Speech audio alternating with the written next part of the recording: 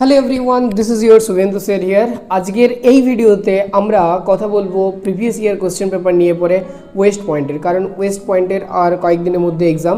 তাহলে previous year question পেপারগুলো যেমন আমরা ডিএভির প্র্যাকটিস করেছিলাম, ঠিক তেমনই আমরা ওয়েস্ট পয়েন্টের আগের বছর যে কোশ্চেন পেপারটি এসেছিলো সেটার একটা অ্যানালিসিস করব এবং দেখার চেষ্টা করব যে আলটিমেটলি কোন জায়গা থেকে স্যাররা ওই এক্সাম পেপারে কোশ্চেনগুলো দিয়েছিল এবং সেগুলো তোমরা অ্যাটলিস্ট একবার প্র্যাকটিস করে যাবে, তাতে তোমাদের কনসেপ্ট বিল্ড হবে এবং তার সাথে সাথে অ্যাটলিস্ট আইডিয়া হবে, তোমরা বুঝতেও পারবে যে কোন জায়গা থেকে বেশি কোশ্চেন দেওয়া হয়েছিল, কোন জায়গা থেকে কম দেওয়া হয়েছিল। এবং তোমরা অ্যাজ এ প্র্যাকটিস পেপার হিসেবে কখনোই ভাবো না যে এগুলো কমন আসবে বা কোনো কিছু, এরকম কিচ্ছু ভাবার দরকার নেই। কিন্তু যত তুমি প্র্যাকটিস করবে, যত বেশি টাইপ অফ কোশ্চেন প্র্যাকটিস করবে, তত নিজেকে আরও বেশি ইমপ্রুভ করতে পারবে। তাহলে আজকের এই ভিডিওতে আমি ওয়েস্ট পয়েন্টের আগের বছরের যে কোশ্চেন পেপারটা এসেছিলো সেটা ডিসকাস করব। এটা set B, actually set B থেকে আমার কাছে যে কোশ্চেন পেপারটা আছে সেটা সেট বি, সেট এ ছিল এবং সেট বি ছিল দুটো, তার মধ্যে আমরা সেট বিটা প্র্যাকটিস করব। ঠিক আছে, চলো। আর আমার মনে হয় যে আমার নিউমেরিক্যালগুলো করিয়ে দেওয়া উচিত, কারণ আলটিমেটলি বাকি যে থিওরিটিক্যাল কোশ্চেনগুলো সেগুলো আমি বলে দিচ্ছি বা কমেন্ট বক্সে অবভিয়াসলি লিখে দেবো। কোশ্চেন পেপারটাও কমেন্ট বক্সে দিয়ে দেবো যদি দেওয়া সম্ভব হয়, এবং তার সাথে সাথে যেগুলো থিওরিটিক্যাল কোশ্চেন যেগুলো আমার এখানে লেখার দরকার নেই, টাইম কনজিউমিং, সেইগুলো আমি কমেন্ট বক্সে লিখে দেবো, তোমরা একটু চেক আউট করে নেবে। ঠিক আছে, চলো দেখা যাক। তাহলে দেখো আমাদের যে ফার্স্ট কোশ্চেনটা, আমাদের যেটা ফার্স্ট কোশ্চেন রয়েছে, ফার্স্ট যে আমাদের কোশ্চেনটা বলছে এজিমুথাল কোয়ান্টাম নাম্বার ডিফাইন্স। এটা হচ্ছে আমাদের ফার্স্ট যেটা কোশ্চেন, সেটা হচ্ছে এজিমুথাল কোয়ান্টাম নাম্বার ডিফাইন্স। আমাদের যেটা এজিমুথাল কোয়ান্টাম নাম্বার কোনটা? দেখো তুমি জানো যে আমাদের চারটি কোয়ান্টাম নাম্বার রয়েছে, that is N, L, M আর S. Principal quantum number, azimuthal quantum number, magnetic quantum number and spin quantum number. প্রত্যেকটা ইন্ডিভিজুয়াল কোয়ান্টাম নাম্বার ইলেকট্রনের এক একটা ইন্ডিভিজুয়াল প্রপার্টিকে শো করে। বাট প্রপার্টি বলবো না, মানে তার পজিশনটাকে আনার জন্য শো করে। কোনো একটা জিনিসে আমরা তার লোকেশন জানতে পারি, অরবিটাল জানতে পারি, কোন দিকে ঘুরছে জানতে পারি, ক্লকওয়াইজ না অ্যান্টি ক্লকওয়াইজ। তো সেই ক্ষেত্রে এটার ক্ষেত্রে বলছে এজিমুথাল কোয়ান্টাম নাম্বার কোনটাকে, বেসিক্যালি এল এর গল্প বলা হচ্ছে। তাহলে বলছে যে এখানে যে এজিমুথাল কোয়ান্টাম নাম্বারটা আছে, এই এজিমুথাল কোয়ান্টাম নাম্বারটা আলটিমেটলি আমাদের কোন জিনিসটাকে ডিফাইন করছে। আচ্ছা দেখো, ই বাই এম রেশিওতে এল এর কোনো কাজ আছে? অবভিয়াসলি নেই। স্পিন অফ ইলেকট্রনে কিন্তু এল এর কাজ নেই। কিসের কাজ আছে বলো দেখি? হ্যাঁ, এটাতে স্পিন কোয়ান্টাম নাম্বার এস এর কাজ ছিল। অ্যাঙ্গুলার মোমেন্টাম ইলেকট্রন, হ্যাঁ এটা তো হতে পারে। অ্যাঙ্গুলার মোমেন্টাম ইলেকট্রন কীরকম না, তোমরা পড়েছো যে অ্যাকচুয়ালি অ্যাঙ্গুলার মোমেন্টাম তোমরা ফার্স্ট পড়েছিল তাই না? Angular momentum mvr is equals two n into h/2 principal quantum নাম্বারের উপর। কিন্তু আরেকটা অ্যাঙ্গুলার মোমেন্টাম এখানে একটু লিখে দেওয়া উচিত ছিল, অরবিটাল অ্যাঙ্গুলার মোমেন্টাম।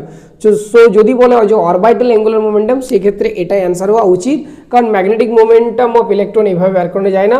তাহলে এর রেসপেক্ট হচ্ছে সি এর অ্যান্সারটা ঠিক, অ্যাঙ্গুলার মোমেন্টাম অফ ইলেকট্রন। সূত্রটি কি ছিল? Root over of L into L plus one. আমি একটু ভালো করে লেখা দেওয়ার চেষ্টা করছি যাতে তোমরা বুঝতে পারো।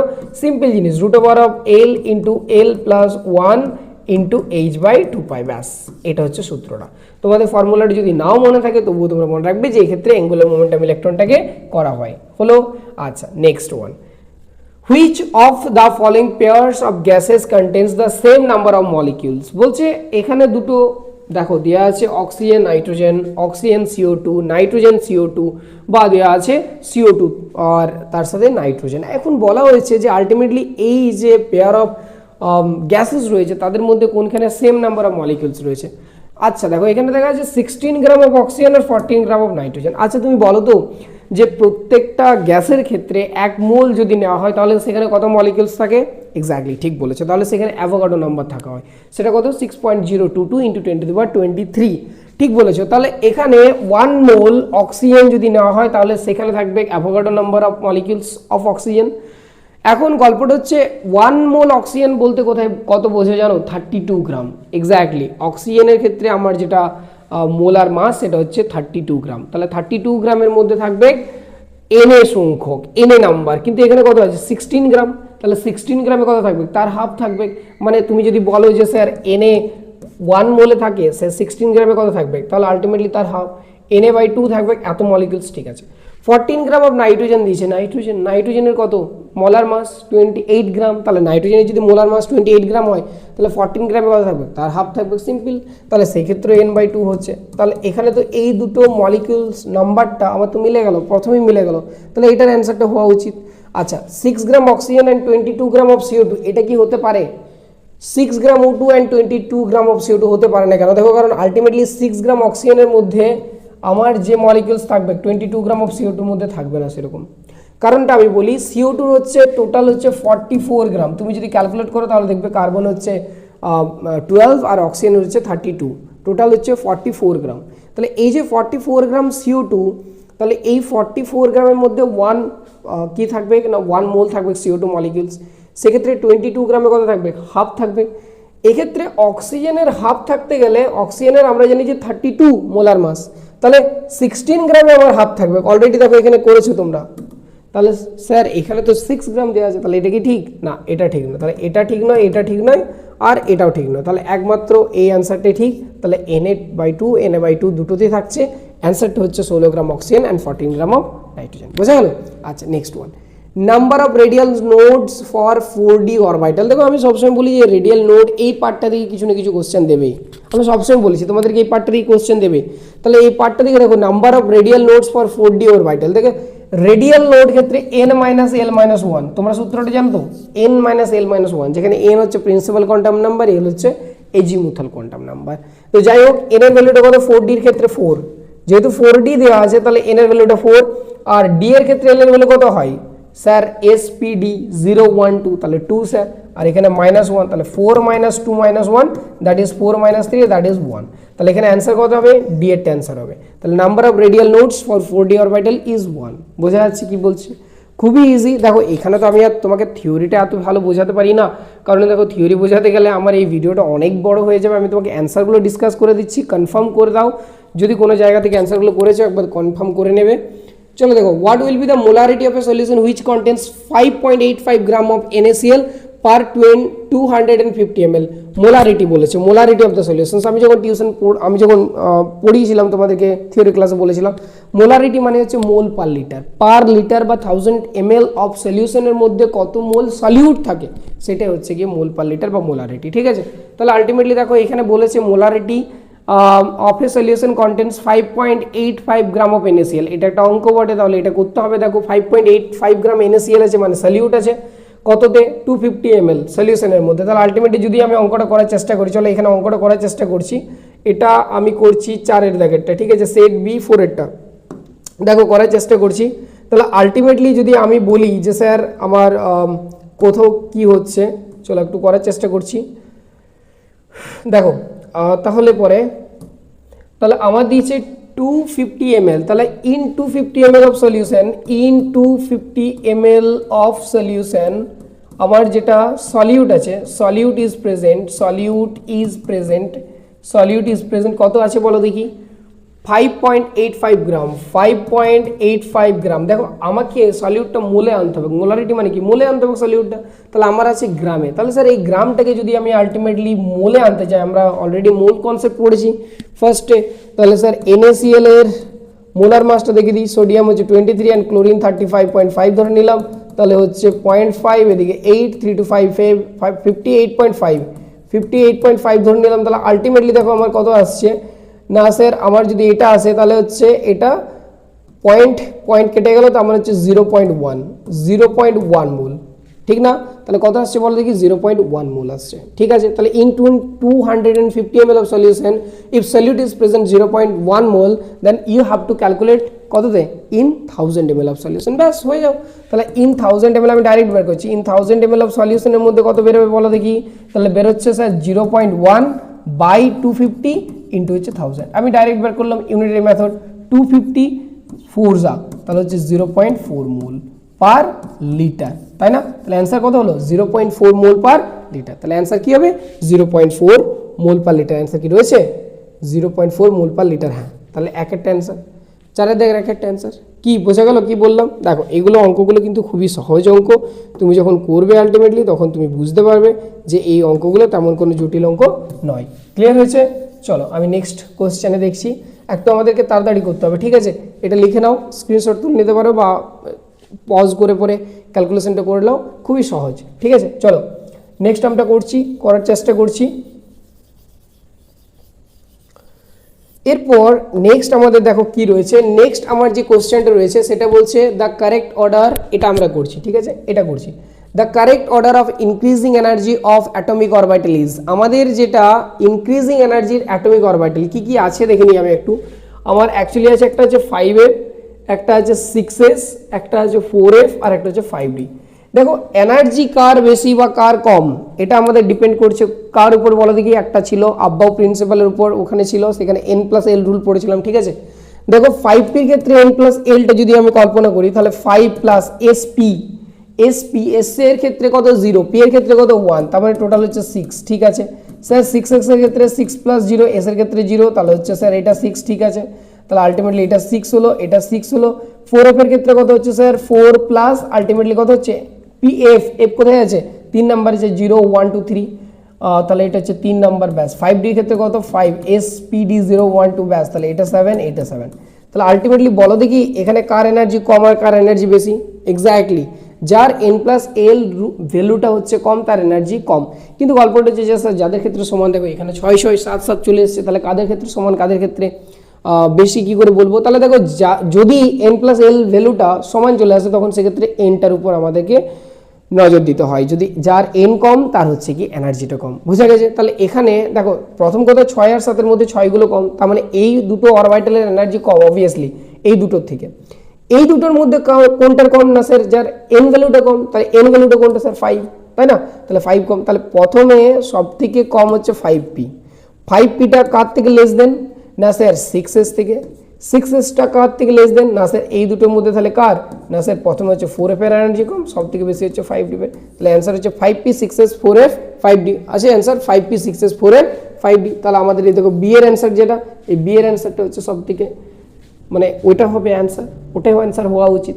কি বুঝতে পারছো আলটিমেটলি দেখো এই টাইপের অঙ্কগুলো আসে এই জায়গা থেকে আসে এবং ক্লাসে অনেকবার আমি প্র্যাকটিস করিয়েছি, তোমাদেরকে কিন্তু প্র্যাকটিস করতে হবে ভালো করে, তাছাড়া কিন্তু এগুলো করতে পারবে না। ঠিক আছে, চলো নেক্সট আমরা করার চেষ্টা করি। নেক্সট আমাদের যেটা আছে সেটা হচ্ছে গিয়ে আমাদের আছে which of the following properties. দেখো তোমরা 6 নম্বর কোশ্চেনটা দেখো, which of the following properties, আমি আরেকবার কোশ্চেনটা পড়ে দিচ্ছি। ঠিক আছে, দেখো which of the following properties of atom could be explained correctly by Thomson model of atom. Which of the following properties of atom could be explained correctly by Thomson model of atom. আমাদের যে Thomson model মনে পড়ছে, Thomson মডেলটাকে যেটাকে পাম pudding model বলা হয় বা watermelon model বলা হয়, কারণ কি কারণ আলটিমেটলি ইলেকট্রনের যে চার্জগুলো ছিল সেগুলো মাঝে এক্সিস্ট করছিল এবং আমাদের পজিটিভ একটা স্ফেরিক্যাল এক্সিস্ট করছিল, তাই না। যাই হোক এটাকে পাই মডেল বলা হয়, অনেক কিছুই বলা হয়। তো এটার সাহায্যে বলছে যে কোন এক্সপ্লানেশনটা ঠিক হবে। ফার্স্ট অপশন দিয়ে আছে overall neutrality of atom, second option Spectra of hydrogen atom. এই স্পেকট্রা অফ হাইড্রোজেন অ্যাটমের সাথে থমসনের কোনো কানেকশন নেই, মানে দূর পর্যন্ত কোনো কানেকশন নেই, ঠিক না।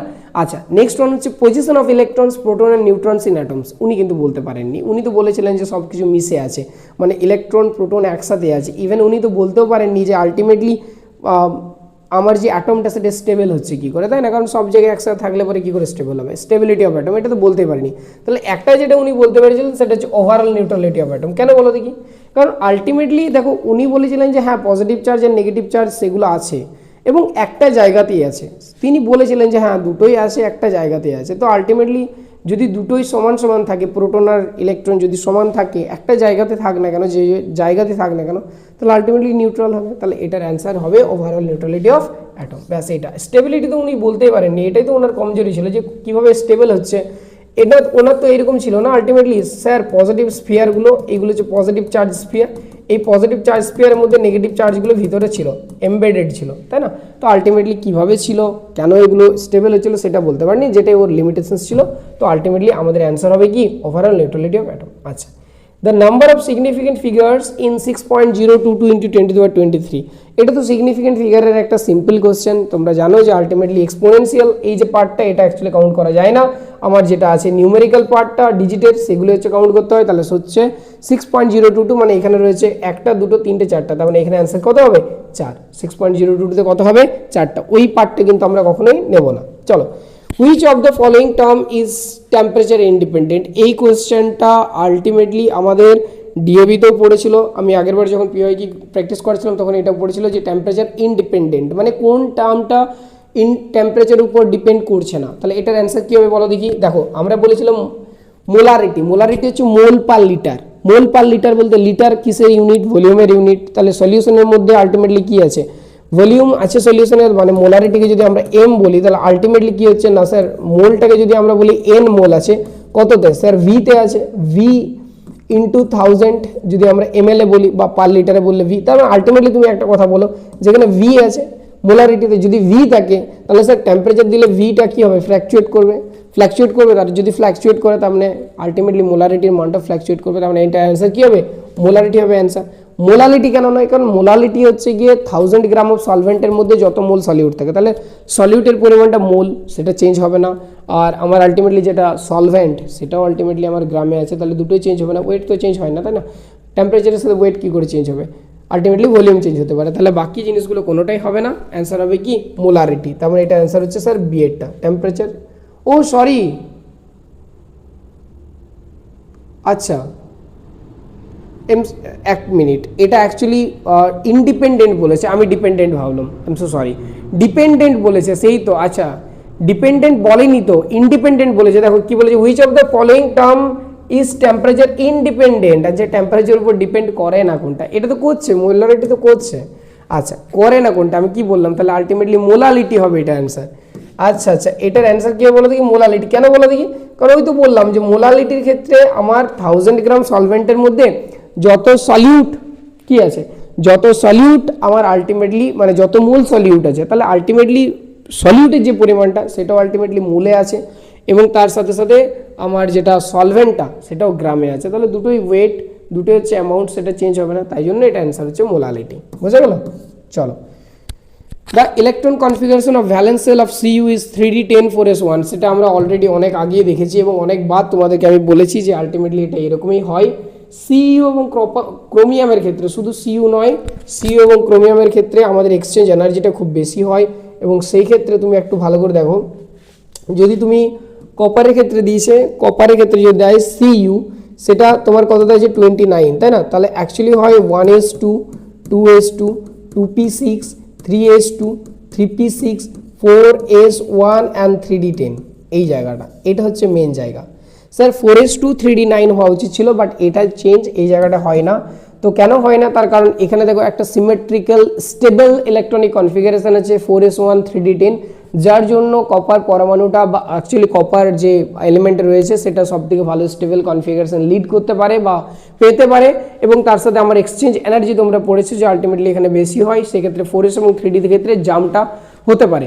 চলো, এর জন্য আলটিমেটলি এটাকে বলা হচ্ছে স্টেবল। ঠিক আছে, তাহলে তোমরা যদি এর অ্যান্সারটা না লিখতে পারছো আমি কমেন্টের মধ্যে লিখে দেবো, কারণ আলটিমেটলি এখানে লিখে পরে আমার সময় নষ্ট করে লাভ নেই, বাকি যে জিনিসগুলো আছে সেগুলো আরও ডিসকাস করি। এগুলো তো অলরেডি অনেকবার পড়েছো, বইয়ের মধ্যেও লেখা আছে, না থাকলে পরে আমি কমেন্ট বক্সে দিয়ে দেবো, তুমি ওগুলো পড়ে নিবে। ঠিক আছে, চলো next one, round of the following up to the 3 significant figures. হ্যাঁ, এটা দেখো 34.216 আমরা পড়ছি এখন সেকশন বিটা করছি। ঠিক আছে, সেকেন্ড এটা দেখো, round of the following up to 3 significant figures, তাহলে 34.216 আমার এখানে প্রথমে তাহলে জানতে হবে যে কতগুলো সিগনিফিকেন্ট ফিগার আছে, তারপর কতগুলো বলেছে যে 3 সিগনিফিকেন্ট ফিগার। আচ্ছা, এখানে কতগুলো সিগনিফিকেন্ট ফিগার আছে, দেখো 5টা সিগনিফিকেন্ট ফিগার আছে, তাহলে 3টা যদি সিগনিফিকেন্ট ধরতে হয় তার মানে 2 পর্যন্ত ধরবো, কত পর্যন্ত ধরবো 342, তার মানে এটাকে লিখতে হবে 342, ব্যাস এটা লিখে দিলে অ্যান্সার হয়ে যাবে, কারণ এখানে টোটাল 3টা সিগনিফিকেন্ট ফিগার আছে আর এটাকে রাউন্ডিং অফ করা হয়ে গেল, কারণ 2 এর পর 1 আছে, 1 থাকলে পরে আমার 2 এর কোনো চেঞ্জ হয় না। যদি 5-এর থেকে বেশি থাকতো, 5-এর থেকে যদি বেশি থাকতো, মোর দেন 5 থাকতো, তাহলে তখন এই 2 এর জায়গায় আমি কত লিখতে হতো, 3 লিখতে হতো। এখন 2 এর পর 1 আছে, 1 লিখলে আমার কোনোদিন কোনো চেঞ্জ করতে হবে কি, তার আগে ডিজিটটা চেঞ্জ করতে হবে না, তাহলে এটাই। চলো নেক্সট হচ্ছে কি আমার কি দেখো আছে, নেক্সট আমার যেটা আছে সেটা হচ্ছে 10.4107, এটা করছি 10.4107, 10.41 যদি 07 আমাকে করতে হয়, তাহলে দেখো এটাও যদি 3 সিগনিফিকেন্ট ফিগার নাও তাহলে 10.4 পর্যন্ত নিতে হবে, এবং 4 এর পর 1 আছে, কোনো চেঞ্জ করার দরকার নেই, 10.4ই হবে ক্যান্সার, সিম্পল কথা। চলো নেক্সট ওয়ান কত আছে, এগুলো খুব সহজ, তাই জন্য আমি আর বেশি বোঝাচ্ছি না, কারণ আলটিমেটলি তোমরা এটা জানো। অ্যান্সার নেক্সট এর কি হবে 0.04597, ভালো করে দেখো 0.04597, তাহলে 0.04597 এটাকে যদি করা হয় তাহলে আমাকে অ্যাকচুয়ালি নেওয়া উচিত, দেখো এখানে সিগনিফিকেন্ট ফিগার কিন্তু আলটিমেটলি আমার 0 থেকে শুরু হচ্ছে না, এই দুটো কিন্তু সিগনিফিকেন্ট ফিগার নয়, কারণ এর আগে কোনো নন জিরো ডিজিট নাই, আমরা জানি যে নন জিরো ডিজিট না থাকলে পরে ওইগুলো সিগনিফিকেন্ট ফিগার কাউন্ট করা যাবে না। তাহলে অ্যাকচুয়ালি 4597 চারটা আমার সিগনিফিকেন্ট ফিগার আছে এবং তিনটা সিগনিফিকেন্ট হচ্ছে 459 পর্যন্ত, এই পর্যন্ত আমার হচ্ছে গিয়ে তিনটা সিগনিফিকেন্ট ফিগার, কারণ আমাকে যদি এটাকে রাউন্ডিং আপ করতে হয় তাহলে 9 পর্যন্ত করতে হবে, তাহলে 0.04, এবারে দেখো আমাকে 9 পর্যন্ত করতে হবে, এখানে 9 আছে, যেহেতু 5-এর থেকে বড় তাহলে এখানে আমি 5টাকে 5 লিখতে পারবো না, এখানে আমাকে 6 লিখতে হবে, তাই না? আর এটাকে কত লিখতে হবে, তাহলে যেহেতু চেঞ্জ করলাম তাহলে 0, তাহলে 0.0460 এটা লেখা যেতে পারে তিনটা সিগনিফিকেন্ট ফিগার 0.0460। চলো নেক্সট ওয়ান 2808 এটা কত হবে তোমরা বলো তো, 2808 এটা কত হবে? দেখো এখানে চারটা সিগনিফিকেন্ট ফিগার আছে দেখতে পাচ্ছ, তাহলে তিনটা যদি লিখতে হয় তাহলে 280 লিখতে পারো এই পর্যন্ত, তার মানে 280। এটার ক্ষেত্রে দেখো এইভাবে তো মানে আলটিমেটলি কি বলবো, এটাকে তুমি এভাবে না বলে 280 পয়েন্ট দিয়ে পরে বলতে পারো, বা 281 বললেও কিছু অসুবিধা হবে না। 2808 অ্যাকচুয়ালি পয়েন্টের পর সবথেকে ভালো সিগনিফিকেন্ট মানে কি বলবো রাউন্ডিং অফগুলো করতে হয়। 2808 এর ক্ষেত্রে তুমি এটা করতে পারো 280 বা 281 লিখে দাও, তাহলে হলো তিনটা সিগনিফিকেন্ট ফিগার, তো তাহলে 281, যেহেতু এটা 8 আছে তাহলে এখানে 0 জায়গায় 1 লেখা যেতে পারে 281, তাই না? এক্ষেত্রে 281 লেখা যেতে পারে, ঠিক আছে? চলো 281 লেখা যেতে পারে। নেক্সট ওয়ান হচ্ছে what are the differences between the terms orbit and orbital. Obviously orbit and orbital, দেখো অরবিট আর অরবিটালের মধ্যে আলটিমেটলি তোমরা পড়েছো যে অরবিটাল হচ্ছে গিয়ে সেই জায়গাটা যেখানে ultimately orbital is the positions where you can there is maximum possibility or probability to get an electron, কোন একটা ইলেকট্রনকে ম্যাক্সিমাম পাওয়া যেতে পারে যে জায়গাটা, সেটা হচ্ছে কি অরবিটাল, তাই না? তাহলে অরবিটাল একটা 3D কনসেপ্ট, অরবিট একটা 2D কনসেপ্ট, তাই না? অরবিট হচ্ছে একটা 2D কনসেপ্ট, অরবিটাল হচ্ছে একটা 3D কনসেপ্ট। আর এইগুলোর ক্ষেত্রে আরও কিছু বলা যেতে পারে, বাট আমার মনে হয় না এই জিনিসগুলো তোমাদের কিছু অসুবিধা হবে, এইগুলো তোমরা করে নেবে। Calculate the mass and charge of 1 mole of electrons, হ্যাঁ এটা আমি করে দিচ্ছি, দেখো খুবই সহজ জিনিস, যদিও একটা কি বলেছে ভালো করে বুঝো, আমার বলেছে যে 1 মোল ইলেকট্রনের চার্জ এবং 1 মোল ইলেকট্রনের মাস কত কাউন্ট করতে বলেছে, চলো কাউন্ট করে নিই। তাহলে আলটিমেটলি দেখো তুমি প্রথম কথা বলো যে একটা ইলেকট্রনের চার্জ কত, চার্জ অফ 1 ইলেকট্রন যদি আমি বলি, চার্জ অফ 1 ইলেকট্রন কত বটে বলো দেখি, এক্স্যাক্টলি চার্জ অফ 1 ইলেকট্রন হচ্ছে আলটিমেটলি তুমি যদি এসআইতে বলো 1.602 × 10⁻⁻19 কুলম, ঠিক? তাহলে তোমাকে 1 মোল বলেছে, 1 মোল ইলেকট্রন মানে কতগুলো, অ্যাভোগাড্রো নাম্বার অফ ইলেকট্রনস, তার মানে কতগুলো 6.022 × 10⁻23, 6.022 × 10⁻23, তাহলে এতগুলো ইলেকট্রনের চার্জ কত হবে না স্যার, এটার সাথে মাল্টিপ্লিকেশন হয়ে যাবে 1.602 × 10⁻19, ব্যাস আলটিমেটলি এটার যেটা অ্যান্সার বেরোবে সেটা হচ্ছে গিয়ে টোটাল চার্জ, 1 মোল ইলেকট্রনের চার্জ। বোঝা গেল? ক্যালকুলেশনটা আশা করি তোমরা করে নিতে পারবে, এই ক্যালকুলেশনটা বলার মধ্যে কিছু নাই, 10⁻23 10⁻19 এটি ক্যালকুলেশন করে দেবে অ্যান্ড দেন এই দুটো গুণ করে দেবে।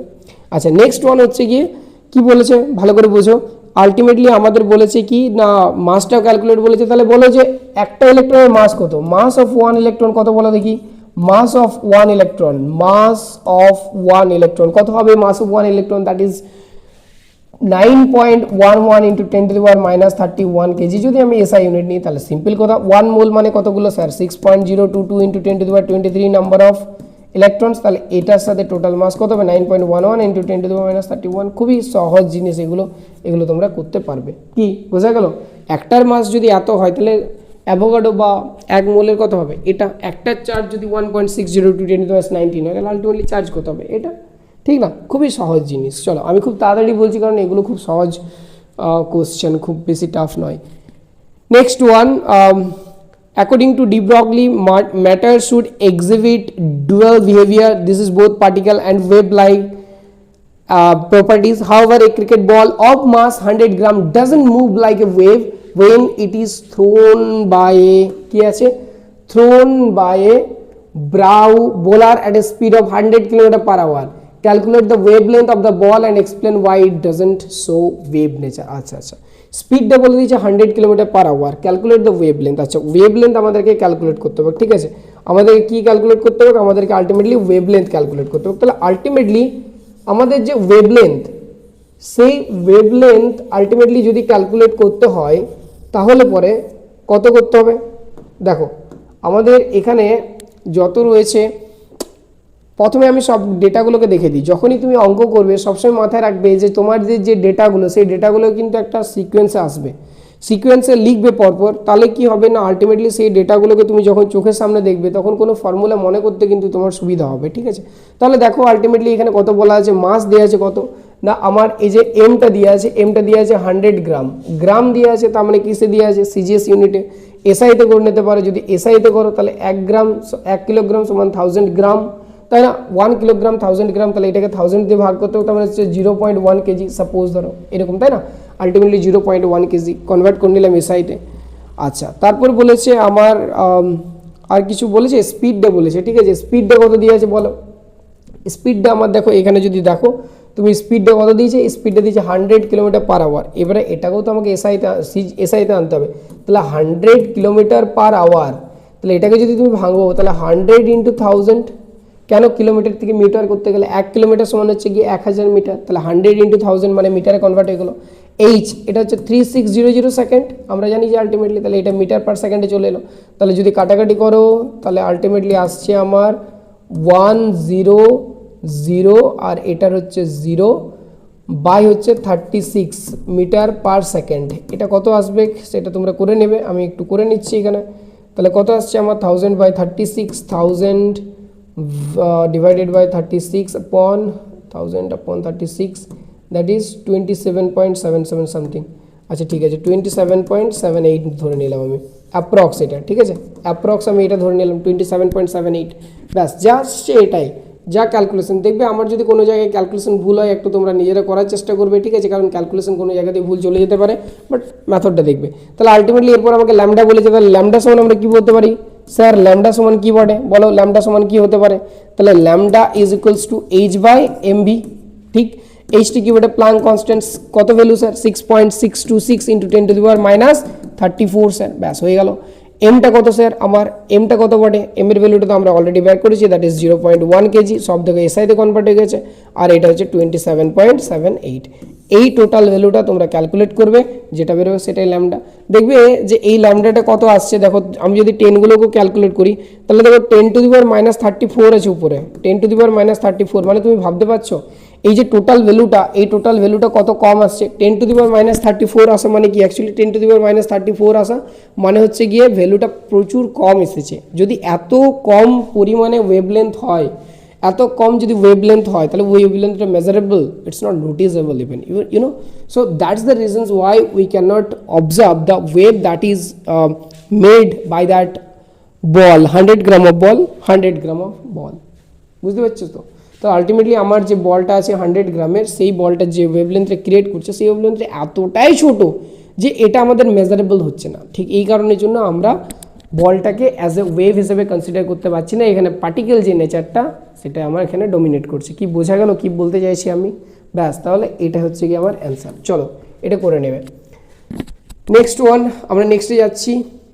দেখো নেক্সটের ক্ষেত্রে সেকশন সিতে যদি বলেছে আমাদের দিস সেকশন কন্টেন 4 কোশ্চেন, যাই হোক সে তো 4টা থাকুক 3টা থাকুক, আমাদের সবই করতে হবে। What is percentage composition? Percentage composition কী বটে? খুবই সহজ। পার্সেন্টেজ কম্পোজিশন কী বটে? কোনো একটা টোটাল, একটা ধরো কম্পাউন্ড রয়েছে, সেই কম্পাউন্ডের মধ্যে ইন্ডিভিজুয়াল অ্যাটমের যে পার্সেন্টেজ, সেটাই হচ্ছে কি আমার পার্সেন্টেজ কম্পোজিশন। যেমন ধরো H2O, যেমন এখানে ধরো H2O দেওয়া আছে, H2O, তাহলে H2ওর ক্ষেত্রে টোটাল H2ওর যে ওয়েট, তার মধ্যে হাইড্রোজেন এবং অক্সিজেনের পার্সেন্টেজটা কত সেটা বের করলে আমার হয়ে গেল, তাই না?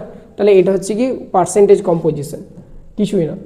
নেক্সট ওয়ান আমাদের যেটা বলেছে সেটা বলেছে দেখো calculate the percentage composition of each component of water.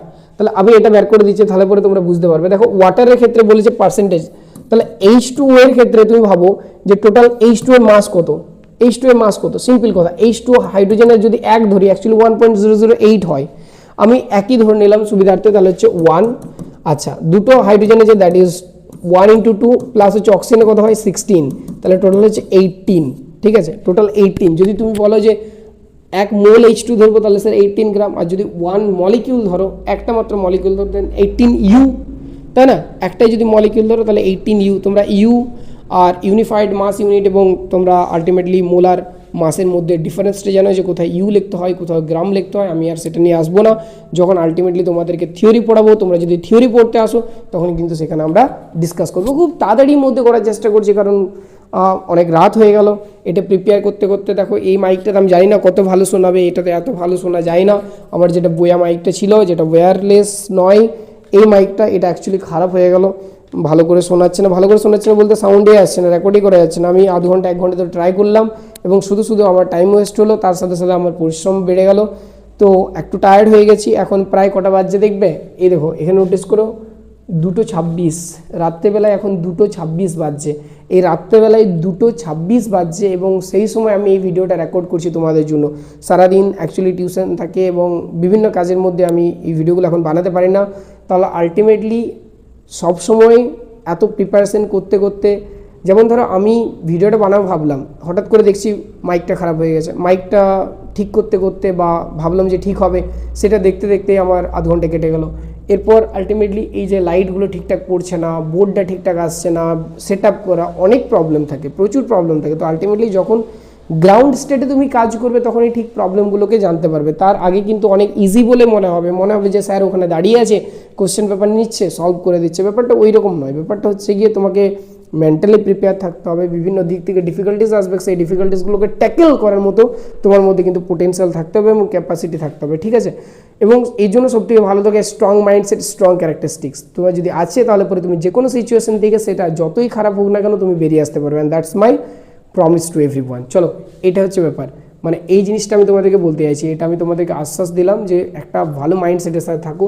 তাহলে দেখো H2 টোটাল হচ্ছে 18 গ্রাম, ধরলাম আমি 1 মোল ধরেছি। তাহলে তার মধ্যে হাইড্রোজেন কত আছে তুমি বলো? হাইড্রোজেন আছে 2 গ্রাম, দুটো হাইড্রোজেন আছে 2 গ্রামের, তাহলে অ্যাকচুয়ালি 18 গ্রাম টোটাল। তার মধ্যে ই আছে 2 গ্রাম, 100-এর মধ্যে ইন্টু 100, যেহেতু পার্সেন্টেজ বলেছে, তাহলে আলটিমেটলি হচ্ছে 200/18 যত আসবে সেটাই হচ্ছে গিয়ে আলটিমেটলি আমার এর মাস পার্সেন্টেজ কার, হাইড্রোজেনের। সেরকম করে যদি অক্সিজেন বের করতে কত হবে বলো দেখি? অক্সিজেনের ক্ষেত্রে হবে স্যার, অক্সিজেন তো আছে 16, তাহলে স্যার 100 মানে 18 গ্রামের মধ্যে 16 ওয়ে আছে, তো 16/18 ইন্টু 100, ব্যাস অ্যান্সার হয়ে গেল। তাহলে অক্সিজেনের মাস পার্সেন্টেজ কত হবে? 16/18 ইন্টু 100, আর হাইড্রোজেনের কত হবে? 200/18 ইন্টু 200/18, ব্যাস। এত সহজ না? খুবই সহজ, আশা করি করতে পারবে। খুব সহজ, বেশি কিছু বলছি না। দেখো আমি ক্যালকুলেশনগুলো করছি না, ক্যালকুলেশন তো এখনই করে দিলেই হয়ে যাবে। ক্যালকুলেশনগুলো তোমরা করো। যদি এই ক্যালকুলেশনটা না করতে পারবে, তাহলে কালকে গিয়ে পড়ে তুমি পরীক্ষার খাতায় কী লিখবে? তুমি আমাকে বলো কালকে পরীক্ষার খাতায় কী লিখবে, তাই না? সেটা তো হবে না। চলো, এগুলো করতে পারবে আই গেস ক্যালকুলেশনগুলো। নেক্সট হচ্ছে গিয়ে আমাকে বলেছে what do you mean by limiting reagent. দেখো লিমিটিং রেজেন্ট এখানেও এসেছে। লিমিটিং রেজেন্ট ডিএবি এর আগের বছর যে প্রিভিয়াসের কোশ্চেন পেপার ছিল সেখানেও ছিল। তাহলে আলটিমেটলি বলেছে what do you mean by limiting reagent. NO2 is formed when 0.740 gram of O3 reacts with 0.670 gram of NO. What is the limiting reagent? Calculate how many moles of oxygen is formed in this reaction. চলো দেখো, limiting reagent আগের দিনও বলেছি। Limiting reagent হচ্ছে কোনো একটা রিয়াকশনের মধ্যে সেই সাবস্ট্রেটটা যেটা আলটিমেটলি আগে শেষ হয়ে যায়, substrate that actually limit to get the product পাওয়ার রাস্তায় যেখানে যে লিমিট হয়ে দাঁড়ায়, যেটা শেষ হয়ে গেলে পরে আর প্রোডাক্ট তৈরি হয় না, অর্থাৎ যেটা কম পরিমাণে থাকে। কোনো একটা রিয়াকশন হচ্ছে, আমি দেখো অলরেডি বলেছি লিমিটিং রিয়েজেন্টের কনসেপ্টটা। ধরো A+B থেকে তৈরি হচ্ছে আমার D, তাহলে আলটিমেটলি যদি বিটা আগেই শেষ হয়ে যায়, তাহলে এ বেশি পরিমাণ থাকলেও কিন্তু আর ডিটা পাওয়া যাবে না প্রোডাক্টটা। তাহলে যেটা আগে শেষ হয়ে যাচ্ছে সেটা লিমিট করে দিল মানে কি প্রোডাক্ট তৈরি করতে দেবে না বা প্রোডাক্ট তৈরি হবে না একটা সাহায্যে। তাহলে বিটা ধরো কম আছে, তাহলে বিটাই হচ্ছে এর রেসপেক্টে কম আছে বলতে কি এর রেসপেক্টে কম আছে। তাহলে এর রেসপেক্টে কম থাকলে আলটিমেটলি এটাকে আমরা বলবো লিমিটিং রিয়েজেন্ট। মাথায় ঢুকেছে আশা করি। চলো নেক্সট হচ্ছে গিয়ে দেখে, তাহলে আমরা বলেই কি আছে আমাদের। দেখো যেটা কোশ্চেনটা দিয়েছে যে NO2 ইজ ফর্মড, NO2 তৈরি হয়েছে কার মিক্সচারের ফলে when 0.740 gram O3 reacts with 0.670 gram of NO। আচ্ছা O3 এর সাথে NO, তার মানে হচ্ছে স্যার NO প্লাস হচ্ছে O3, এটা রিয়েক্ট করেছে নিজেদের মধ্যে। NO প্লাস O3 এটা রিয়েক্ট করেছে, এই NO আর O3 রিয়েক্ট করে পরে আমার তৈরি করছে কি বলো দেখি, আমার তৈরি করেছে স্যার NO2 ইজ ফর্মড, বেশ NO2 ফর্ম তৈরি হলো, NO plus O3 NO2 form হলো প্লাস অক্সিজেন, ঠিক আছে, প্লাস ধরো অক্সিজেন ফর্ম হলো, ঠিক আছে। তাহলে আলটিমেটলি এরপর এটাকে প্রথম কথা ব্যালেন্স করতে হবে, ব্যালেন্স কি হয়ে আছে, 3টা আর একে অক্সিজেন 4টা, 2 এর 2 4টা অক্সিজেন, নাইট্রোজেন ব্যালেন্স হয়ে আছে, অলরেডি ব্যালেন্স হয়ে আছে, ঠিক আছে, তাহলে অসুবিধা কিছু নেই। তার মানে তুমি যদি দেখো এখানে NO2 1 মোল ফর্ম হয়েছে, তোমাকে বলেছি যে এগুলো বলেছে স্টয়চিওমেট্রিক কোএফিসিয়েন্ট, অলরেডি আগেই বলা হয়েছে যে এগুলো বলা হয় স্টয়চিওমেট্রিক কোএফিসিয়েন্ট। এই স্টয়চিওমেট্রিক কোএফিসিয়েন্টের ক্ষেত্রে আলটিমেটলি আমি কি বলেছি না, আলটিমেটলি এগুলো হচ্ছে মোল নাম্বারকে ডিফাইন করা হয়, এগুলো হচ্ছে মোল নাম্বার, 1 মোল অক্সিজেন, 1 মোল NO2, 1 মোল O3, 1 মোল NO। তাহলে এখন গল্পটা হচ্ছে যে sir NO2 is form 0.740 gram O3, তাহলে O3টা নিয়ে হয়েছে 0.740, আচ্ছা বেশ। আর যেটা আমার NOটা নেওয়া হয়েছে, NOটা কত নেওয়া হয়েছে 0.740, সরি এটা অক্সিজেন নেওয়া হয়েছে,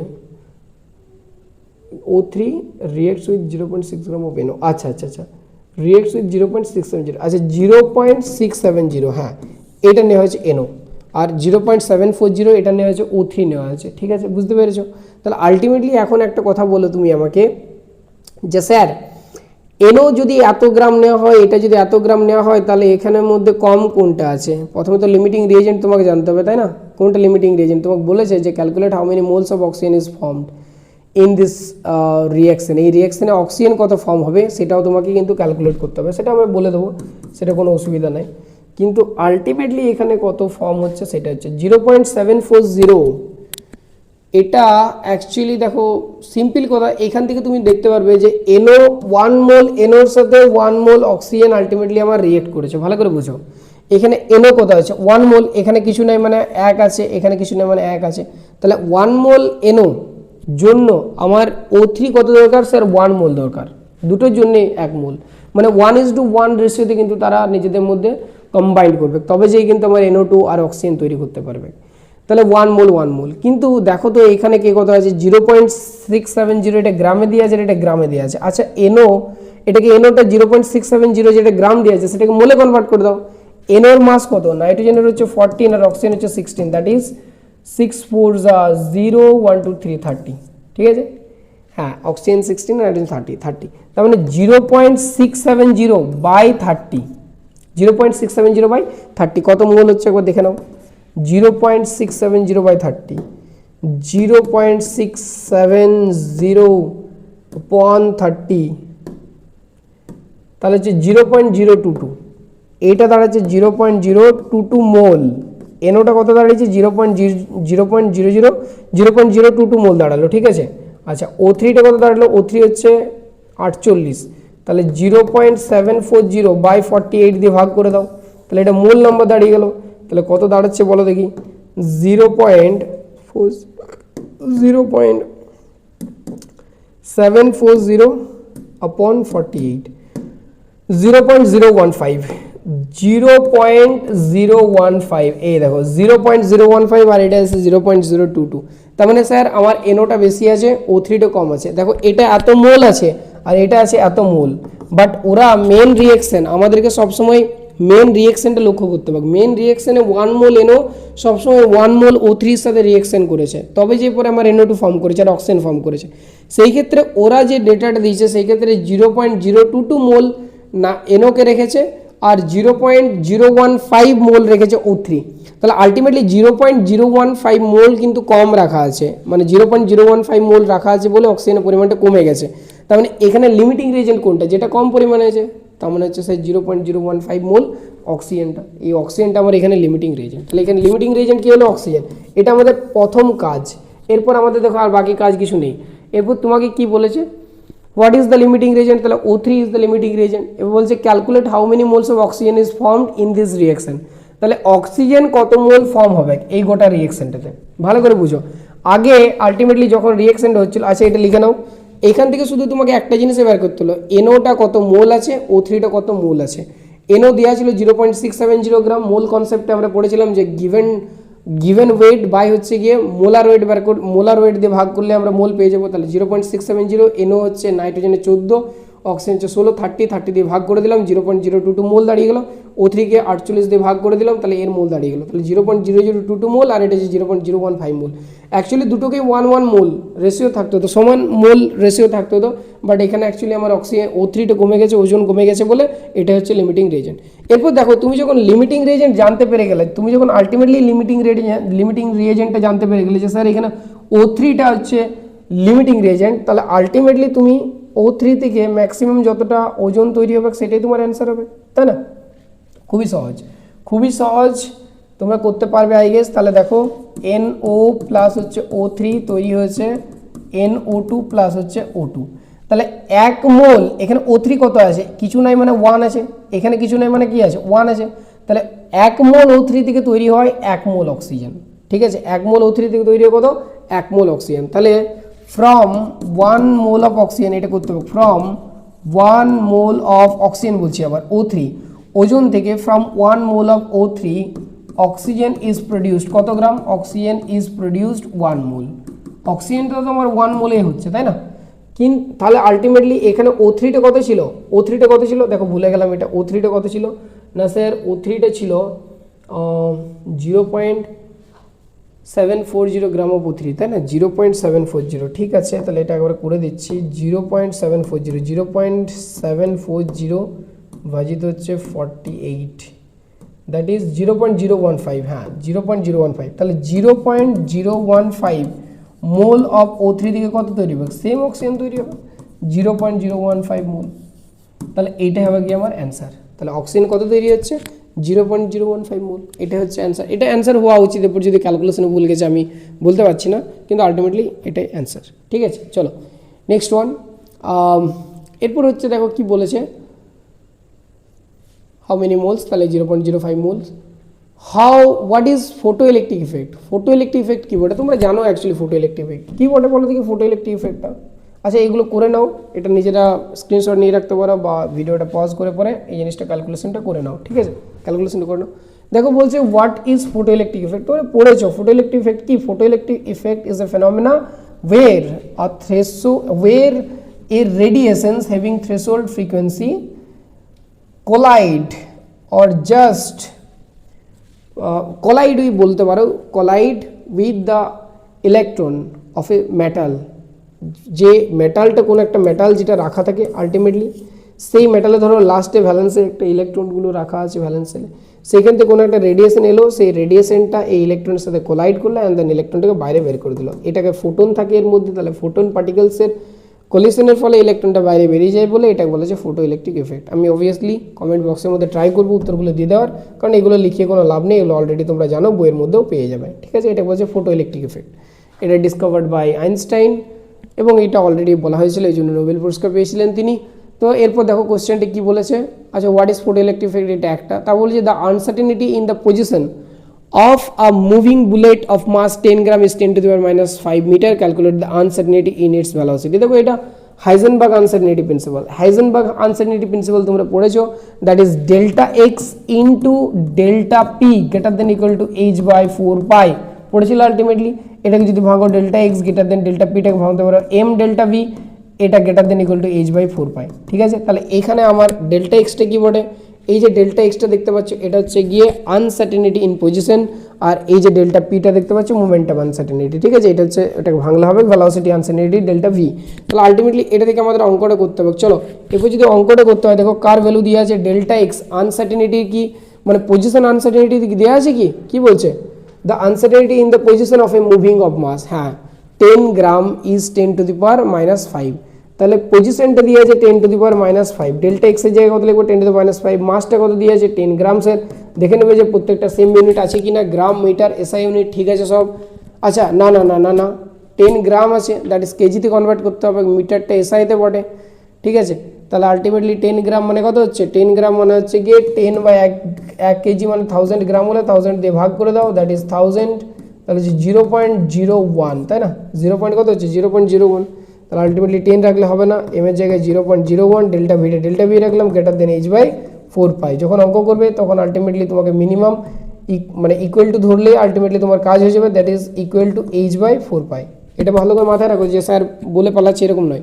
যখন গ্রেটার দেন ইকুয়াল টু, তার মানে তোমার মিনিমামটা যেটা ভ্যালুটা ইকুয়াল টু এর সমান করলেই তো হবে। গ্রেটার দেন মানে কি, এর থেকে গ্রেটার দেন ইকুয়াল টু মানে কি আইদার ভ্যালুটা এর সমান অথবা এর থেকে বড়। তাহলে আলটিমেটলি তুমি যদি ইকুয়াল ধরো তাহলে মানে একটা মিনিমাম যে ভ্যালুটা সেটা তুমি পেয়ে যাবে। তাহলে ডেল্টা ভি এর ভ্যালুটা কত হচ্ছে, আর আমি এটা বলার মতো কিছু নেই, এখান থেকে কত পাচ্ছ ডেল্টা ভি যদি ক্যালকুলেট করো, that is sir h/4 into হচ্ছে 1/0.01 ইন্টু হচ্ছে 1/10⁻⁵। এই যে দেখছো ভ্যালুটা, এটা হচ্ছে ডেল্টা ভি এর মান, h/4 ইন্টু 1/0.01 ইন্টু 1/10⁻⁵। এবারে এইচ এর মানটা তুমি বসিয়ে দাও। এইচ এর মান প্লাঙ্ক কনস্ট্যান্ট 6.626 ইন্টু 10⁻34, 4 ইন্টু পায়ের মান হচ্ছে 3.14, ব্যাস, ইন্টু হচ্ছে যেটা আছে এটা 1.0.01 ইন্টু হচ্ছে 1/10⁻⁵, ব্যাস, এটা হয়ে গেল। এটা হয়ে গেলে পরে তোমার অ্যান্সার হয়ে গেলো। দেখো আলটিমেটলি এইটাই হচ্ছে কি আমাদের answer, 6.626 into 10⁻35/4 into 3.14 into 1/0.01 into 1/10⁵। দেখো এটা যে অঙ্কটা তোমাকে করতে হবে পুরোটাই, সেটা মানে করে নাও, তুমি যখন খাতায় করছো এটা লিখছো তখন অবভিয়াসলি করে নাও, কিন্তু এই অঙ্কটাই পড়বে তার তো কোনো মানে নেই। তাহলে আমি আর ক্যালকুলেশনটা পুরো করছি না, এই ক্যালকুলেশনটা করা কোনো ব্যাপার নয়, আলটিমেটলি করলেই হলো। কিন্তু যেহেতু আলটিমেটলি সময় কনজিউম করবে অনেকটা, তাই আমি করছি না। এটা তোমাদের উপর ক্যালকুলেশনগুলো ছেড়ে দেওয়া উচিত, কারণ আলটিমেটলি তোমরা যদি এই ক্যালকুলেশনগুলো না করতে পারো তাহলে পরীক্ষার খাতে কী করে করবে। তুমি হয়তো এই ভিডিওটা দেখে তুমি হয়তো ভাবছো যে স্যার করে দিচ্ছে না, আমার অসুবিধা হচ্ছে। আরে বাবা, আমি করে দিতে পারি, কোনো অসুবিধা নেই, কিন্তু তুমি যদি এটা না করতে পারো, এটা খুব সহজ, এটা তো কোনো ক্যালকুলেশন করা কোনো জটিল বিষয় নয়। যদি তুমি কনসেপ্টটা বুঝতে পারো, অঙ্কটা করতে পারো, তাহলে আর ক্যালকুলেশনটাতে কী পড়ে আছে, তুমি আমাকে একটা কথা বলো, তাই না? তাহলে আলটিমেটলি তোমাকে এই ক্যালকুলেশনটা করা শিখতে হবে এবং ক্যালকুলেশনটা জানতে হবে। কিছুই না, প্রথমে সবসময় বলি এই ক্যালকুলেশনগুলো করার আগে 10-এর পাওয়ার যেগুলো আছে সেগুলো নিয়ে আগে করতে হবে, অর্থাৎ এক্সপোনেনশিয়াল ডিজিটগুলোকে 10⁻34, এই যে 10⁻5 আছে, পয়েন্টগুলোকে ডেসিমেলগুলো উঠিয়ে পড়ে 10-এর কাজগুলোকে আগে করে নেবে, অ্যান্ড দেন তারপর আলটিমেটলি যেগুলো আছে সবগুলো করতে হবে। বুঝে গেছে? চলো নেক্সট ওয়ান দেখি। এটা আমাদের হয়ে গেল, এটা অ্যান্সার হচ্ছে ডেল্টা ভি এর অ্যান্সারটি হচ্ছে এটা। ভেলোসিটির আনসার্টিনিটি বলেছিল তো, calculate the uncertainty in its velocity, এটাই অ্যান্সার।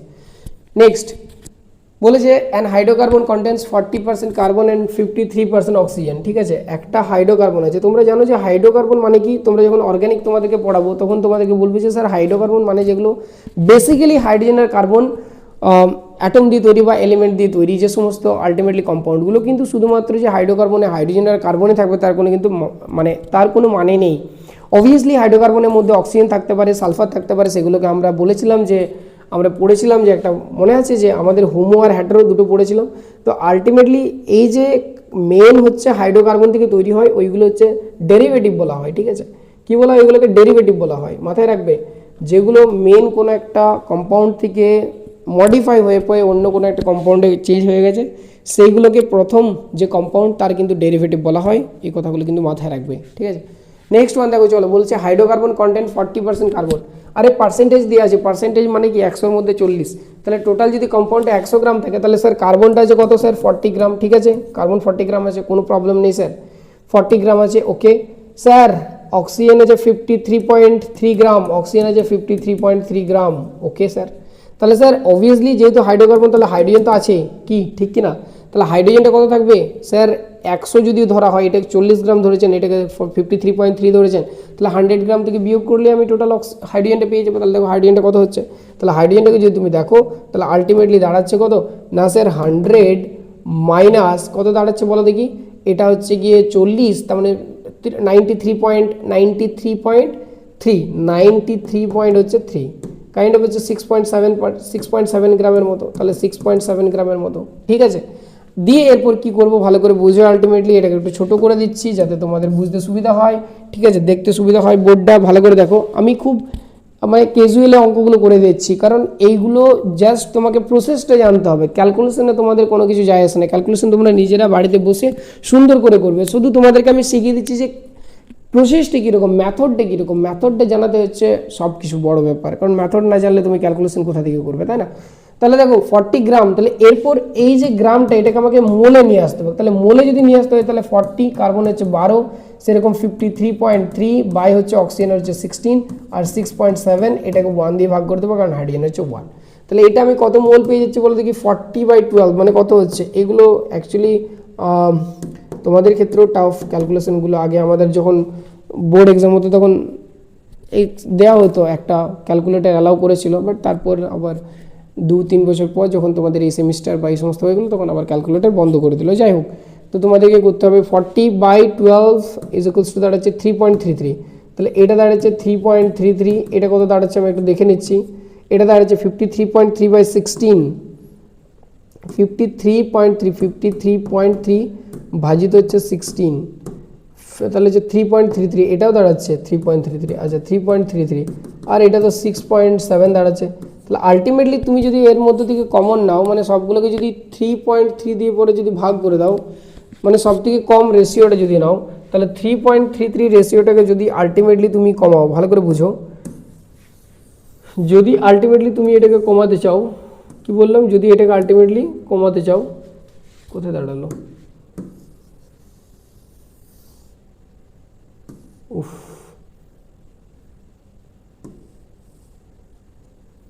ভগবান জানে, যাই হোক ঠিক আছে। তো আলটিমেটলি যেটা বলতে চাইছি ভালো করে বুঝো, 3.33, তাহলে 3.33 এটা থেকে যদি কমন নেওয়া হয়, মানে কমন বলতে গিয়ে সব থেকে ছোটোভাবে ভেঙে দেওয়া হয়, তাহলে হচ্ছে 3.33/3.33। আমি ধরো সবগুলোকে 3.33 দিয়ে ভাগ করে দিচ্ছি, ঠিক আছে, সবগুলোকে 3.33 দিয়ে ভাগ করে দিচ্ছি, এটাকেও 3.33 দিয়ে ভাগ করেছি। তাহলে এটা প্রায় 1 এলো, এটাও 1 আসছে, আর এটা আসছে প্রায় 2-এর মতো, অ্যাপ্রক্স ধরে নিলাম। এগুলো সব হচ্ছে অ্যাপ্রক্স, এগুলো কী পড়ে সব অ্যাপ্রক্স, এগুলো হচ্ছে অ্যাপ্রক্স, এগুলো হচ্ছে সব অ্যাপ্রক্স। 1, 1, 2 ওটা তো অ্যাপ্রক্স বলার কিছু নেই, 3.33/3.33 এগুলো অ্যাপ্রক্স বলার কিছু নেই, এটা 1 হচ্ছে, শুধুমাত্র এক্ষেত্রে অ্যাপ্রক্স ধরে নিলাম 2-এর মতো। তার মানে স্যার আমার অ্যাকচুয়ালি কার্বন একটা আছে, অক্সিজেন একটা আছে, আর হাইড্রোজেন, মানে কার্বনের পর হাইড্রোজেনে একই, তাহলে কার্বন অ্যান্ড দেন হাইড্রোজেন দুটো আছে, অ্যান্ড দেন অক্সিজেন। সব থেকে কম যে হোল নাম্বারটা হচ্ছে সেটা হচ্ছে 1, 1 আর 2, এইটাই তো এম্পিরিক্যাল ফর্মুলা। তাহলে হাইড্রোকার্বনটা এম্পিরিক্যাল ফর্মুলাটা হচ্ছে CH2O, এটা হচ্ছে এম্পিরিক্যাল ফর্মুলা। কিন্তু আলটিমেটলি আমাকে কি বের করতে বলেছে, আমাকে আলটিমেটলি বের করতে বলেছে যে calculate it's empirical and molecular formula. তাহলে এম্পিরিক্যাল ফর্মুলাটা বেরিয়ে গেছে, বাট মলিকুলার ফর্মুলাটা তো জানি না। কেন বলো দেখি, মলিকুলার ফর্মুলাটা জানতে গেলে কী হবে, এন ফ্যাক্টর। কারণ তোমরা একটা সূত্র অলরেডি পড়েছো, হয়তো তোমরা পড়েছো যে স্যার মলিকুলার ফর্মুলা লিখে রাখো, molecular formula is equals to N into কি, এন ইন্টু এম্পিরিক্যাল ফর্মুলা। বহুত সহজ, empirical formula molecular formula is equals to N into empirical formula. তাহলে আলটিমেটলি তুমি একটা কথা বলো, যেখানে এন ফ্যাক্টরটা তোমাকে, মানে এন ফ্যাক্টরটা তোমাকে আলটিমেটলি বের করতে হবে কিনা, এন ফ্যাক্টরটা বের করতে হবে, কী করে বের করবো, দেখো তোমরা আরেকটা সূত্র পড়েছিলে, আমি এটা একটু উপরে লেখার চেষ্টা করছি, ঠিক আছে। তোমরা পড়েছিলে যে sir molar mass is equals to N into empirical formula mass. Molar mass মানে মলিকুলার মাস, হ্যাঁ molecular mass is equals to N into empirical formula mass. Molecular formula mass is equals to, হ্যাঁ empirical formula mass. আমি লিখছি না বেশি, ঠিক আছে। তাহলে কি বললাম, তোমরা লিখবে যে molecular mass is equals to N into empirical formula mass. তাহলে আমাকে একটা কথা বলো, এম্পিরিক্যাল ফর্মুলা মাসটা কত হচ্ছে, মলিকুলার মাসটা কি এখানে দেওয়া আছে? আচ্ছা দেখো এখানে, আচ্ছা মোলার মাস এই তো দিয়ে আছে, molar mass of this hydrocarbon হচ্ছে 180। তাহলে মলিকুলার মাসটা মানে ওটাকে ফর্মটা দিয়ে আছে 180, এন ইন্টু এম্পিরিক্যাল ফর্মুলা মাসটা কত হচ্ছে, এটা তো CH2O, এটা এম্পিরিক্যাল ফর্মুলাটা ছিল কি না। তাহলে এটার মাস হচ্ছে, একটা কার্বন আছে তার মানে হচ্ছে 12 গ্রাম, আচ্ছা দুটো হাইড্রোজেন মানে 2, আর অক্সিজেন হচ্ছে 16, তার মানে হচ্ছে 12 12 14, এটা 30 গ্রামের মতো হচ্ছে। কত হচ্ছে, 16 আর 12 দিয়ে 14, 30 গ্রাম। তাহলে CH2O এই যেটা এম্পিরিক্যাল ফর্মুলা ছিল তার যে এম্পিরিক্যাল মাসটা সেটা হচ্ছে 30 গ্রাম। তাহলে এম্পিরিক্যাল ফর্মুলা মাসটা হচ্ছে 30, তাহলে এন সমান কত হচ্ছে 180/30, দ্যাট ইজ 6। তাহলে এনটা কত হচ্ছে 6, সিম্পল কথা, এনটা 6 হচ্ছে। দেখো এটা ভালো করে বুঝতে পারলে, সিম্পল কিচ্ছু না, এটা হচ্ছে প্রসেস, বের করলেই হয়ে যাবে। এন হচ্ছে 60, তাহলে এন যদি 60 হয় তাহলে আমরা এই যে বসালাম মলিকুলার ফর্মুলাটা কি করে বের করবো না, সে এন ইন্টু এম্পিরিক্যাল ফর্মুলা। তাহলে এনটা কত পড়ে, এনটা সে 6 পড়ে, এম্পিরিক্যাল ফর্মুলা কত CH2O। তাহলে এর সাথে যদি CH2O যদি গুণ থাকে তার মানে সে কার্বন 6টা, হাইড্রোজেন হচ্ছে 6 দুগুণে 12টা, আর অক্সিজেন হচ্ছে 6টা, তখন C6H12O6, দ্যাট ইজ গ্লুকোজ। তার মানে আলটিমেটলি আমার যেটা এম্পিরিক্যাল ফর্মুলাটা হচ্ছে সেটা হচ্ছে CH2O, আর যেটা মলিকুলার ফর্মুলাটা হচ্ছে সেটা C6H12O6, দ্যাট ইজ গ্লুকোজ। বোঝা গেছে? খুব তাড়াতাড়ির মধ্যে করছি, এগুলো করে নেবে তোমরা নিজেরা। নেক্সট, আচ্ছা এখানে না, এখানে করতে হবে আমাকে। Calculate the energy of each photons which correspond to light of frequency. অনেক সহজ, অনেক অ্যাকচুয়ালি তোমাদের ওয়েস্ট পয়েন্টে খুব সহজই কোশ্চেন দিয়েছে, খুব একটা জটিল আলটিমেটলি দেয়নি। এটা লিখে নাও, করে নাও, ঠিক আছে। চলো নেক্সট হচ্ছে, দেখো আলটিমেটলি তোমাকে বলছি আমি যে আমাদের কোনগুলো কি দরকার, কোনগুলো কি পড়েছে। সিম্পল কথা এই ব্যাপারটা। 2:51 বেজে গেল, 16তে শুরু করছিলাম বোধহয়, যাই হোক। Calculate the energy of each of the photon which compound of light frequency. দেখো ফ্রিকোয়েন্সি দিয়ে আছে, ফ্রিকোয়েন্সিকে আমরা নিউ বলি, দ্যাট ইজ 3 × 10⁻15, 3 × 10⁻15 হার্টজ। এটা সেকশন D1 এটা চলছে, ঠিক আছে, সেকশন D1 এটা চলছে, সেকশন D1 এটা চলছে। Calculate the energy of each of the photons which correspond to light frequency এত। তাহলে এটা তো কিছুই না, ফোটনগুলো এনার্জি কত, that is E = h nu, ব্যাস। h কত, 6 পয়েন্ট প্লাঙ্ক কনস্ট্যান্ট, তো 6.626 × 10⁻34 ইন্টু হচ্ছে 3 × 10⁻15 হার্টজ, মানে হচ্ছে per second or second inverse, যা লিখতে পারো, ঠিক আছে, ব্যাস। এটা করলেই হয়ে যাবে 10⁻15। তাহলে এটা অ্যান্সার কি হচ্ছে 6.626 × 10⁻34 ইন্টু 3 × 10⁻15 সেকেন্ড, ব্যাস হয়ে গেল। এই যে জুল সেকেন্ড আর এটা সেকেন্ড ইনভার্স, এখানে সেকেন্ড কাটা যাবে। দেখো এটা যদি এইচ এর কনস্ট্যান্ট, এইচ এর যদি ইউনিটটা দেখো তাহলে হচ্ছে জুল সেকেন্ড, আর এটা হচ্ছে সেকেন্ড ইনভার্স, মানে কি 1/2 সেকেন্ড যদি কাটা যায়, এরকম করে কাটা যায় না, তো আমি তোদেরকে বোঝানোর জন্য বলছি। তাহলে আলটিমেটলি জুলটা পড়ে থাকে, এনার্জি ইউনিট কত, জুল হবে আলটিমেটলি, কি ঠিক না, ব্যাস হয়ে গেল।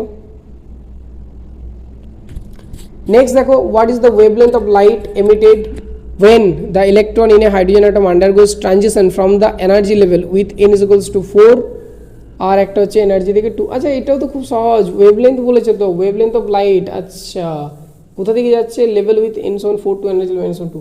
আচ্ছা 4 থেকে 2 এ নেমে এসছে, 4 থেকে 2 এ যদি নেমে আসে তাহলে দেখো কোন ফর্মুলাটা লাগাবে। আমরা একটা জানি যে নিউ বার, রিডবার্গ ফর্মুলা, RH, আর যেহেতু এটা হাইড্রোজেন বলে দিয়েছে, কি হাইড্রোজেন বলে দিয়েছে, তাহলে এখানে আমাকে জেডটাও ক্যালকুলেট করার দরকার নেই। 1/n1² মাইনাস 1/n2², এটা পড়েছিলাম।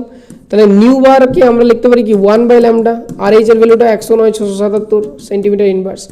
1/n1, n1 এ নেমে এসছে, দ্যাট ইজ 2 তে নেমে এসছে, তাহলে 2 × 2 = 4, 2 তার হোল স্কোয়ার আছে, একবার লিখে দিচ্ছি তোমাদের জন্য, 2 তার হোল স্কোয়ার। কোথা থেকে নেমে এসছে, 4 থেকে, তাহলে 4 তার হোল স্কোয়ার, ব্যাস সিম্পল। 1/λ = 109,677 ইন্টু হচ্ছে 1/4 মাইনাস হচ্ছে 1/16। আর কিছু করার দরকার আছে, এটা তোমরা নিজেরাই করতে পারবে আশা করি ক্যালকুলেশনটা। That is 1/λ 109,677 into 16 LCM 4 4 16 1। তাহলে আলটিমেটলি কত হচ্ছে 1/λ = 109,677 ইন্টু হচ্ছে 3/16।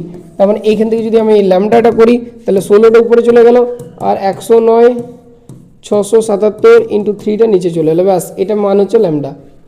এটা ল্যামডা বের করে দেবে, কত হচ্ছে এটা ভ্যালুটা বের করে দাও, দেন তারপরে এটা অ্যান্সার হয়ে গেল, ঠিক আছে না, বহুত সহজ। এটাকে রিডবার্গ ফর্মুলা বলা হয়, এটা রিডবার্গ কনস্ট্যান্ট RH, ঠিক আছে। n1 হচ্ছে গিয়ে লাস্ট সেলে যেখানে আলটিমেটলি আবার জাম্প করে ফিরে আসছে, আর n2 হচ্ছে যেখান থেকে ফিরে আসছে। তাহলে বলছে 4 থেকে 2 এসছে, তাহলে n2টা 4, ফিরে কত এসছে 2 এ, তার মানে n1টা হচ্ছে 2। আমি খুব বেশি দেখো এখানে বেশি বোঝাচ্ছি না, তোমরা হয়তো বলতে পারো যে স্যার, তোমরা হয়তো বলতে পারো সত্যি যে স্যার এত তাড়াতাড়ি করে দিয়ে চলে গেলেন, কী করে বুঝবো। ব্যাপারটা হচ্ছে যে আলটিমেটলি এগুলো তোমরা দেখে আমি এই প্রবলেমগুলো সলিউশন করাচ্ছি, সলিউশন করাতে গেলে তোমাকে এত স্পিডেই করতে হবে। এখানে আমি থিওরি তো বোঝাইনি তোমাদেরকে যে স্যার আমি থিওরিটা বোঝালাম তারপর অঙ্কটাও করিয়ে দিলাম, এখন তো থিওরি বোঝানোর নয়, তো আমি PYQ প্র্যাকটিস করাচ্ছি, যে প্রবলেমগুলো এসেছে তোমরা যেগুলো করতে পারোনি সেগুলোর সলিউশনগুলো আমি দিয়ে দিচ্ছি, এবং এগুলো অলরেডি শেখানো আছে আমার থিওরি ক্লাসগুলোতে, তোমরা অলরেডি এগুলো করে নিতে পারো, ঠিক আছে। তাহলে এটা খুব সহজেই করে নিতে পারবে। চলো নেক্সট কোশ্চেনটা দেখে নিই আমরা। নেক্সট কোশ্চেনটা একটু দেখে নাও তোমরা, এটা একটু মুছে দিই তাহলে হয়ে যাবে। এটা আশা করি লিখে নাও, এটা ঠিকঠাক করে লিখে নাও, এটা ছবি নিয়ে নাও একটা, ব্যাস এটা অ্যান্সার। খুবই সহজ, এবারে খুবই সহজ কোশ্চেন দিয়েছিল আগের বারে, এবারে আশা করি আর একটু টাফ দিতে পারে, কারণ এত সহজ হয়তো প্রত্যেকবার তোমরা পাবে না। যদি ওয়েস্ট পয়েন্টের কোশ্চেনগুলো তুলনামূলকভাবে একটু সহজ থাকে, যদি ডিহেভিয়ার আমি কম্প্যারিজন করি, তবুও আলটিমেটলি দেখতে হবে। নেক্সট আমাদের কি বলেছে, হোয়াট ইজ পাউলিস এক্সক্লুশন প্রিন্সিপাল। তোমরা জানো অলরেডি পাউলিস এক্সক্লুশন প্রিন্সিপাল কি বলে। পাউলিস এক্সক্লুশন প্রিন্সিপাল, পাউলিস এক্সক্লুশন প্রিন্সিপাল বলে যে আলটিমেটলি দুটো ইলেকট্রনের ক্ষেত্রে কখনোই 4টা কোয়ান্টাম নাম্বার একই হতে পারে না।